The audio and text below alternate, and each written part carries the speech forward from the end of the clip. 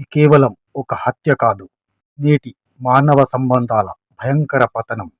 భార్యాభర్తల బంధం చచ్చిపోతుంది, నీతి నైతికలు కుళ్ళిపోతున్నాయి. రేపటి తరానికి ఏం నేర్పిస్తున్నాం? పిల్లలకు నీతి పాఠాలు నేర్పించాల్సిన ఉపాధ్యాయులే రక్తం చిందిస్తే ఈ సమాజాన్ని ఎవరు కాపాడాలి? నాగర్ కర్నూలు జిల్లా అచ్చంపేటలో జరిగిన ఈ హత్య సంఘటన అందరినీ ఉలిక్కిపడేలా చేస్తుంది. తన వివాహేతర సంబంధానికి అడ్డుగా ఉన్నాడన్న కారణంతో భర్త లక్ష్మణ్ నాయక్ను హత్య చేసింది ఉపాధ్యాయురాలైన భార్య పద్మ. హత్యలో ఉపాధ్యాయుడైన ఆమె ప్రియుడు అత్లావత్ గోపి కూడా భాగస్వామిగా మారాడు.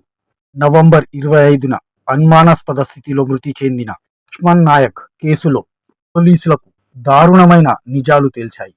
దీనితో పోలీసులు పద్మ, గోపీలను అరెస్టు చేసి 14 రోజుల రిమాండ్కు తరలించారు.